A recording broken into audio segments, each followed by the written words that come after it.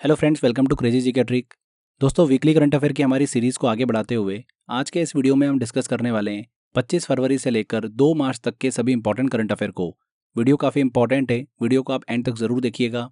अगर आपको इस वीडियो का पीडीएफ डाउनलोड करना है या फिर मंथली करंट अफेयर का पीडीएफ लेना है तो आप हमारी क्रेजी जी का ट्रिक एप्लीकेशन डाउनलोड कर लीजिए, वहाँ पर आपका ऑप्शन मिल जाएगा। तो चलिए फ्रेंड्स, बिना किसी देरी के हम लेक्चर को स्टार्ट करते हैं।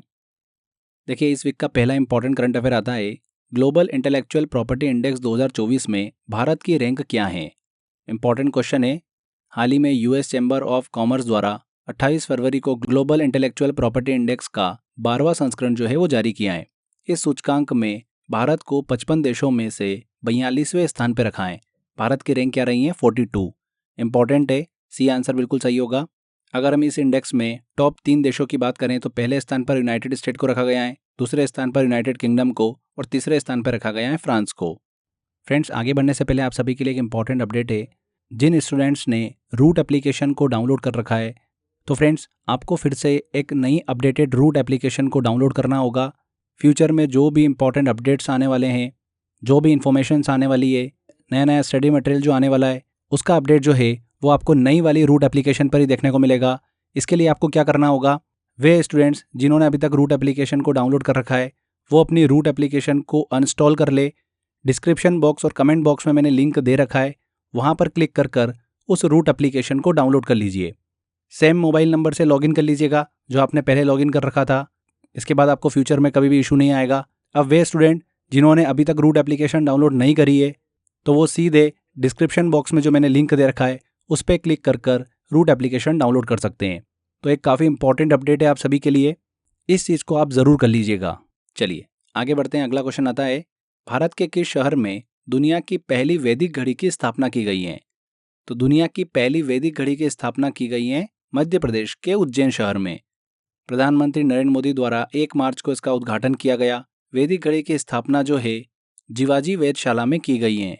यह वैदिक घड़ी वैदिक हिंदू पंचांग, ग्रहों की स्थिति, ज्योतिष गणना, भविष्यवाणियों से संबंधित जानकारी, इन सब की इन्फॉर्मेशन जो है वो प्रदान करती है।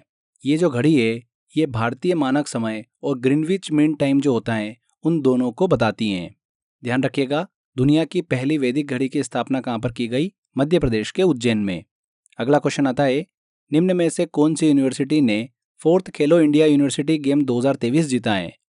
किसने जीता है फ्रेंड्स? चंडीगढ़ यूनिवर्सिटी ने 4th खेलो इंडिया यूनिवर्सिटी गेम 2023 जो है वो अपने नाम किया है।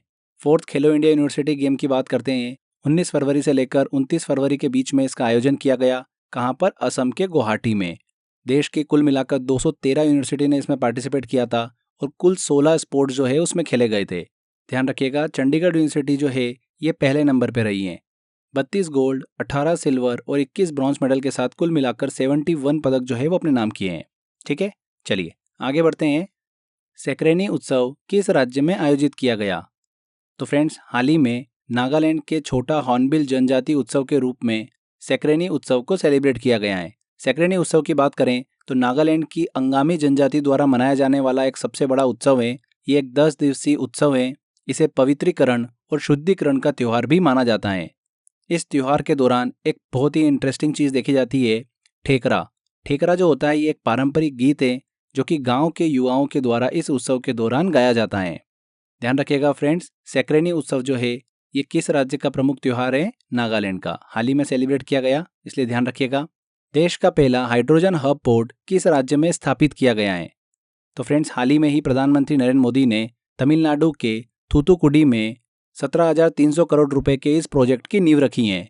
हरित हाइड्रोजन हब की बात कर रहे हैं हम, तो फ्रेंड्स राष्ट्रीय हरित हाइड्रोजन मिशन के तहत इसे विकसित किया जा रहा है, जहां पर हरित हाइड्रोजन का उत्पादन किया जाएगा जिसका इस्तेमाल जो है ईंधन के रूप में किया जाना है। ध्यान रखिएगा, देश के पहले हाइड्रोजन हब पोर्ट की नींव जो है वो कहाँ पर रखी गई है? तमिलनाडु में। तमिलनाडु राज्य के किस जिले में इसरो द्वारा दूसरा स्पेस पोर्ट स्थापित किया जा रहा है? ये भी इंपॉर्टेंट क्वेश्चन है। इसको भी प्रधानमंत्री नरेंद्र मोदी द्वारा तमिलनाडु के थूथुकुडी जिले के कुलसेकरापट्टिनम में स्थापित किए जाने हेतु शिलान्यास किया। ये इसरो का दूसरा स्पेस पोर्ट है। कहाँ पर? तमिलनाडु के थूथुकुडी जिले के कुलसेकरापट्टिनम में। ये देश का दूसरा स्पेस पोर्ट जो है ये 2000 एकड़ जमीन में बनाया जा रहा है, जहां से छोटे रॉकेटों को लॉन्च किया जाएगा। अगर हम इस स्पेस पोर्ट की बात करें कि ये कब तक बनकर तैयार होगा, तो 2026 तक ये बनकर तैयार हो जाएगा। इसरो के पहले स्पेस पोर्ट की बात करें तो वो कहाँ पर स्थित है? आंध्र प्रदेश के हरिकोटा द्वीप पर। Clear friends? यहाँ पर ध्यान रखिएगा, तमिलनाडु के थूथुकुडी में। नेक्स्ट क्वेश्चन लेते हैं। राष्ट्रपति भवन में पर्पल फेस्ट का आयोजन किया गया। पर्पल फेस्ट किस मंत्रालय द्वारा आयोजित किया जाता है? तो हाल ही में राष्ट्रपति भवन के अमृत उद्यान में पर्पल फेस्ट का आयोजन किया गया। पर्पल फेस्ट की बात करें तो दिव्यांगजन को ये उत्सव जो है वो समर्पित है। किस मंत्रालय के द्वारा इसका आयोजन किया जाता है? सामाजिक न्याय और अधिकारिता मंत्रालय द्वारा, ministry of social justice and empowerment. ये आंसर यहाँ पर सही होगा। पर्पल फेस्ट के दौरान दिव्यांगजनों द्वारा विभिन्न सांस्कृतिक कार्यक्रम का आयोजन किया जाता है। इसका उद्देश्य क्या है मनाने का? दिव्यांग लोगों को जागरूक करने और समाज में दिव्यांगजन के प्रति जागरूकता बढ़ाने के उद्देश्य से पर्पल फेस्ट को आयोजित किया जाता है। ध्यान रखिएगा, इंपॉर्टेंट है। यहाँ पर ए आंसर बिल्कुल सही होगा। चर्चा में रहा मिशन उत्कर्ष किस बीमारी से संबंधित है? तो हाल ही में मिशन उत्कर्ष के लिए आयुष और महिला एवं बाल विकास मंत्रालय ने समझौता किया है। मिशन उत्कर्ष महिला एवं बाल विकास मंत्रालय द्वारा शुरू किया गया है। इस प्रोजेक्ट को पायलट प्रोजेक्ट के तहत 5 राज्यों में शुरू किया गया है, असम, छत्तीसगढ़, झारखंड, महाराष्ट्र और राजस्थान में। अगर हम इस मिशन की बात करें तो ये मिशन जो है ये एनीमिया की कमी को दूर करने से संबंधित है।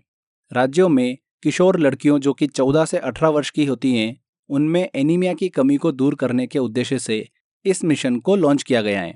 यहाँ पर हम एनीमिया बीमारी की बात करें तो एनीमिया शरीर में जो लाल रक्त कोशिकाएं होती हैं उसकी कमी होने या फिर खराब लाल रक्त कोशिकाओं के कारण होता है।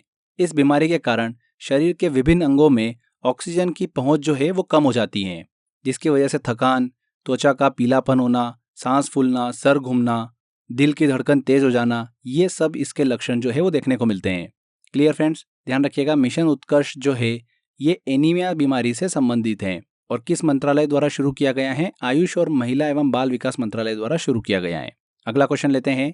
केंद्रीय पर्यावरण, वन और जलवायु परिवर्तन द्वारा हाल ही में जारी की गई तेंदुआ रिपोर्ट 2022 के अनुसार किस राज्य में सर्वाधिक तेंदुए उपस्थित हैं? तो फ्रेंड्स, भारत में तेंदुओं की स्थिति रिपोर्ट जो है 2022 वो जारी की गई। इस रिपोर्ट के अनुसार भारत के अंदर कुल 13,874 लेपर्ड जो है वो पाए जाते हैं। 2018 में इनकी संख्या कितनी थी? 12,852 थी। सर्वाधिक तेंदुए वाले राज्यों की बात करें तो पहले नंबर पर मध्य प्रदेश का नंबर आता है, जहां पर 3,907 तेंदुए जो है वो पाए जाते हैं। सेकेंड नंबर पर महाराष्ट्र का नाम आता है और तीसरे नंबर पर कर्नाटक का आता है।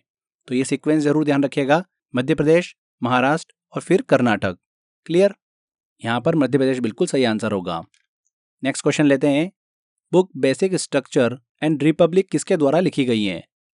किसके द्वारा लिखी गई है फ्रेंड्स? ये पी.एस. श्रीधरन पिल्लई के द्वारा। हाल ही में गोवा के जो गवर्नर हैं पी.एस. श्रीधरन पिल्लई, उनके द्वारा इस बुक को लिखा गया है। ये बुक जो है गणतंत्र भारत के स्ट्रक्चर, जो मूलभूत ढांचा है, उस पर बेस्ड है। ध्यान रखिएगा, बेसिक स्ट्रक्चर एंड रिपब्लिक जो है ये किसके द्वारा लिखी गई है? पी.एस. श्रीधरन पिल्लई के द्वारा। भारत की प्रथम गति शक्ति अनुसंधान पीठ कहाँ पर स्थापित की गई है? तो Indian institute of management Shillong में भारत की प्रथम गति शक्ति अनुसंधान पीठ जो है वो स्थापित की गई है। यह पीठ जो है पोर्ट्स, शिपिंग और वाटरवेज मंत्रालय और IIM शिलोंग के सहयोग से स्थापित की गई है। इसका उद्देश्य क्या है? भारत के मल्टी मॉडल लॉजिस्टिक की क्षमता में वृद्धि करना, साथ ही मल्टी मॉडल लॉजिस्टिक्स के लिए रिसर्च करना भी है। प्रधानमंत्री गति शक्ति योजना की बात करें तो भारत के बुनियादी ढांचे को मजबूत करने और देश की आर्थिक विकास दर को बढ़ावा देने के लिए 2021 में इस योजना को लॉन्च किया गया था। इंपॉर्टेंट है, ध्यान रखिएगा। नेक्स्ट क्वेश्चन आता है, किसे विश्व बैंक की वैश्विक पर्यावरण सुविधा का डायरेक्टर चुना गया है? तो फ्रेंड्स, अमेरिका के वॉशिंगटन में वैश्विक पर्यावरण सुविधा की 66वीं काउंसिल मीटिंग का आयोजन जो है हाल ही में किया गया, जहां पर गीता बत्रा को विश्व बैंक की वैश्विक पर्यावरण सुविधा का डायरेक्टर जो है वो चुना गया है। गीता बत्रा विकासशील देश की पहली ऐसी महिला हैं जिन्हें विश्व बैंक की वैश्विक पर्यावरण सुविधा का डायरेक्टर जो है वो चुना गया है। यहाँ पर हम GEF की बात करें, ग्लोबल एनवायरनमेंट फैसिलिटी की, तो इसकी स्थापना जो है 1992 में हुई थी रियो अर्थ समिट के दौरान, जिसके अंदर वर्तमान में कितने मेंबर्स हैं? 184, और इसका हेडक्वार्टर कहाँ पर है? वॉशिंगटन DC में है।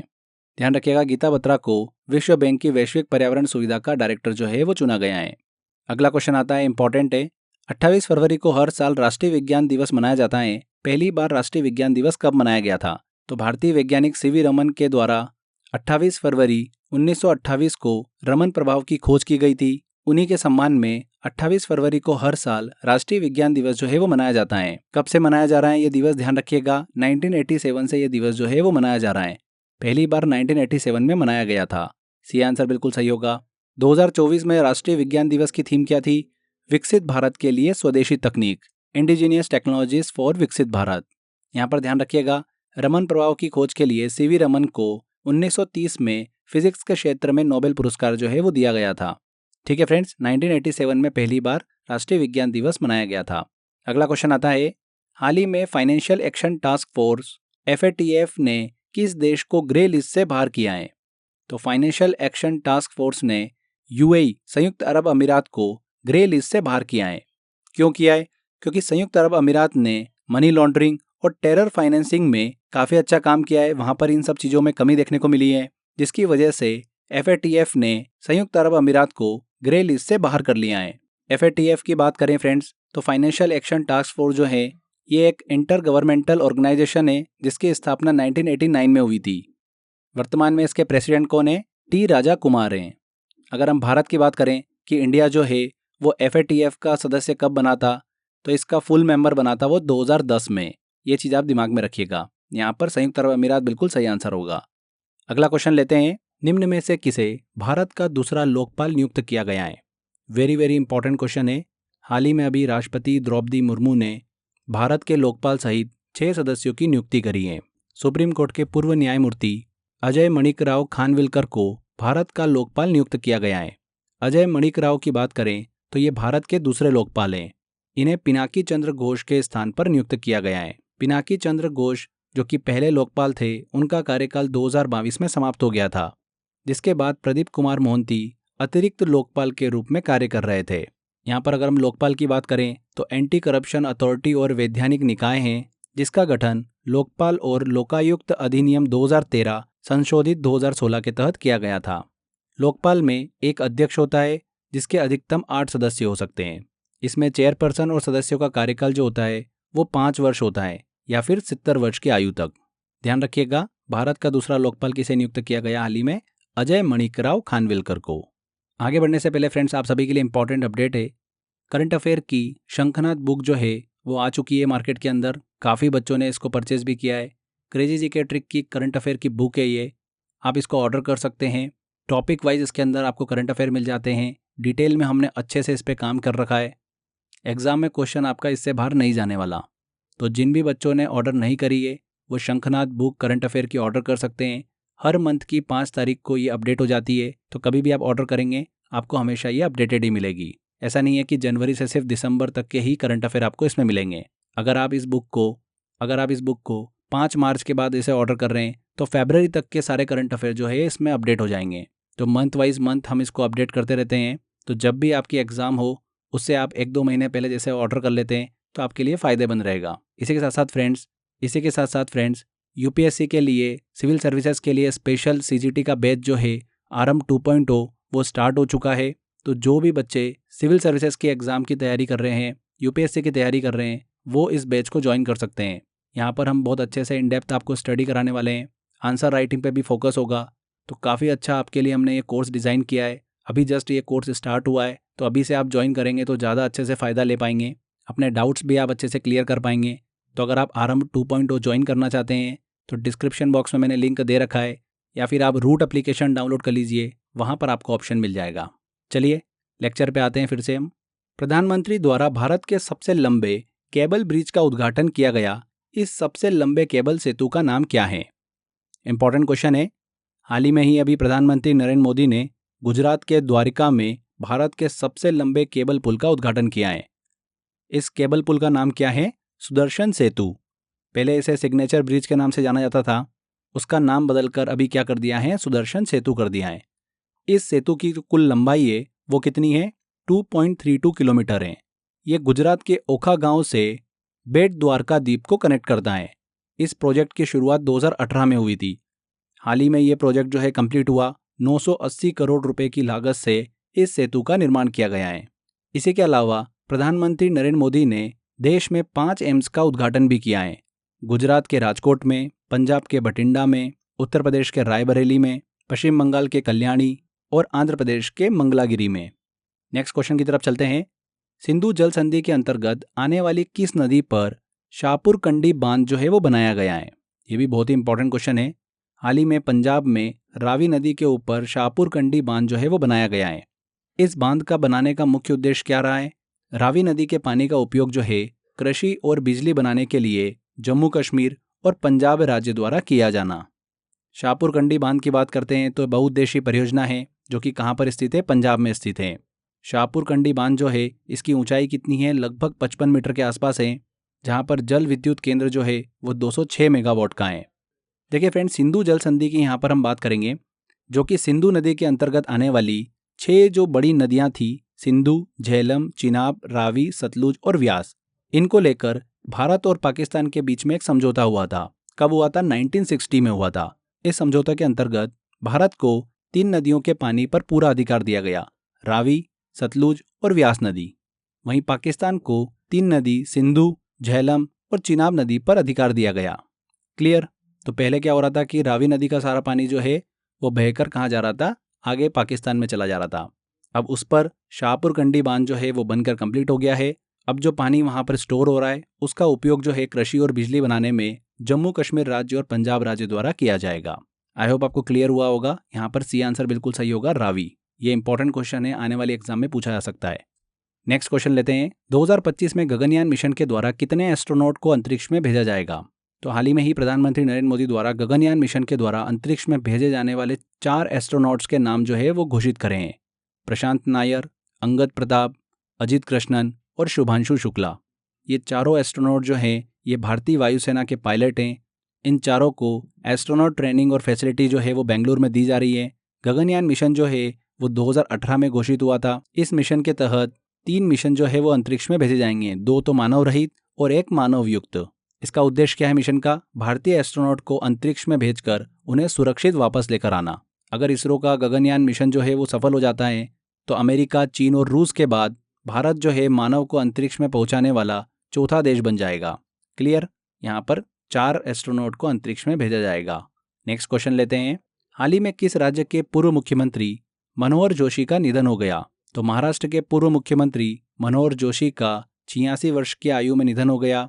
1995 से लेकर 1999 तक महाराष्ट्र के ये मुख्यमंत्री रहे थे और महाराष्ट्र के मुख्यमंत्री बनने वाले शिवसेना के पहले नेता थे। इसी के साथ साथ ये लोकसभा स्पीकर भी रहे, राज्यसभा के सदस्य भी रहे। तो काफ़ी इंपॉर्टेंट पॉलिटिशियन, ध्यान रखिएगा। महाराष्ट्र के पूर्व मुख्यमंत्री मनोहर जोशी का हाल ही में निधन हो गया। C answer. चलिए आगे बढ़ते हैं। अगला क्वेश्चन आता है, प्रधानमंत्री द्वारा किस राज्य में Lara super thermal power station का शुभारंभ किया गया? तो प्रधानमंत्री नरेंद्र मोदी ने वीडियो कॉन्फ्रेंसिंग के द्वारा छत्तीसगढ़ में रायगढ़ स्थित Lara super thermal power station के प्रथम चरण का उद्घाटन किया है। इसी के साथ साथ इस परियोजना के दूसरे चरण की आधारशिला भी रखी है। Lara super thermal power station की बात करते हैं तो इसे एनटीपीसी द्वारा बनाया गया है। इसकी प्रस्तावित कुल क्षमता अगर देखें तो 3200 मेगावाट की है। ध्यान रखिएगा किस राज्य से संबंधित हैं Lara super thermal power station? Chhattisgarh राज्य से संबंधित हैं। अगले क्वेश्चन की तरफ चलते हैं। निम्न में से किसे महाराष्ट्र भूषण 2023 से सम्मानित किया गया है? महाराष्ट्र भूषण पुरस्कार जो है ये महाराष्ट्र का सर्वोच्च नागरिक सम्मान है। हाल ही में महाराष्ट्र के जो मुख्यमंत्री हैं एकनाथ शिंदे, उन्होंने अभिनेता अशोक सराफ को महाराष्ट्र भूषण 2023 जो है वो प्रदान किया है। अशोक सराफ को यह सम्मान जो है मराठी और हिंदी सिनेमा में उनके उत्कृष्ट योगदान के लिए दिया गया है। महाराष्ट्र भूषण जो है ये महाराष्ट्र राज्य सरकार का सर्वोच्च नागरिक पुरस्कार है। इसकी शुरुआत कब हुई थी? 1995 में इसकी शुरुआत हुई थी। ये पुरस्कार साहित्य, कला, खेल, विज्ञान इन क्षेत्रों में योगदान के लिए दिया जाता है। ध्यान रखिएगा, अशोक सराफ। अगला क्वेश्चन आता है, हाल ही में तेलंगाना के एक गांव मुदिमानिक्यम में किस नदी के तट पर प्राचीन बादामी चालुक्य मंदिरों की खोज की गई है? यह भी इंपॉर्टेंट क्वेश्चन है। देखिए, तेलंगाना के नलगोंडा जिले में मुदिमानिक्यम गांव में कृष्णा नदी के किनारे प्राचीन बादामी चालुक्य मंदिरों और 1200 साल पुराने लेबल शिलालेखों की खोज की गई है। इन मंदिरों की खोज जो है पुरातत्व वैज्ञानिक एम ए श्रीनिवासन और अशोक कुमार की टीम ने करी है।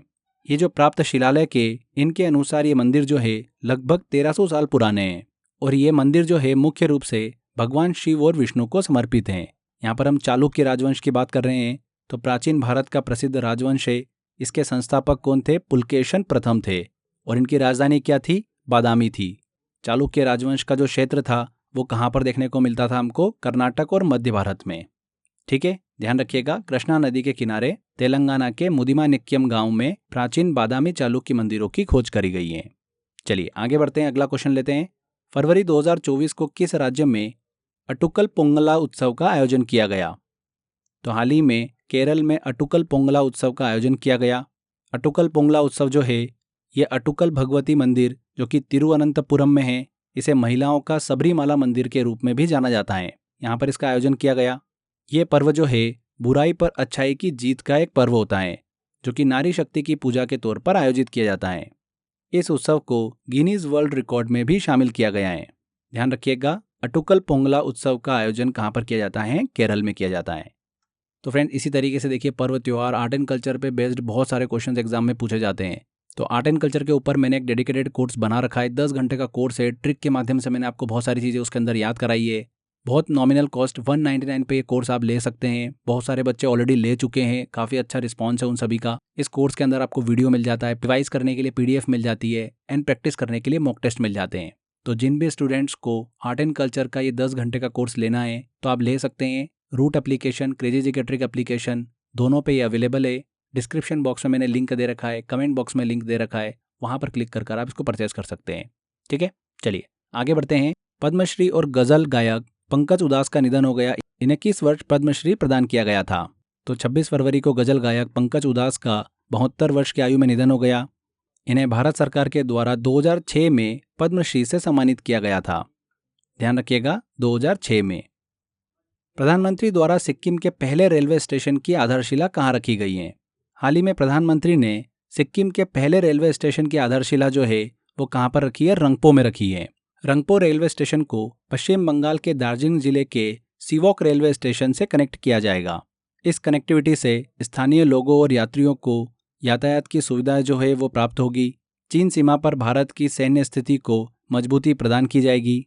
तो इस उद्देश्य से सिक्किम के पहले रेलवे स्टेशन की आधारशिला जो है वो रखी गई है कहाँ पर? रंगपो में। इंपॉर्टेंट है, ध्यान रखिएगा इस चीज़ को। तो फ्रेंड्स यहाँ पर हमारे 25 फरवरी से लेकर 2 मार्च तक के सभी इंपॉर्टेंट करंट अफेयर कंप्लीट होते हैं। आई होप आपने वीडियो को ध्यान से देखा होगा। अगर आपको वीडियो अच्छा लगा है तो वीडियो को लाइक कर दीजिए, शेयर कर दीजिए और कमेंट करके जरूर बताइएगा कि वीडियो कैसा लगा। अगर आपने अभी तक चैनल को सब्सक्राइब नहीं करा है तो सब्सक्राइब भी कर लीजिए। मिलते हैं फ्रेंड्स अगले वीडियो में। Till then bye bye.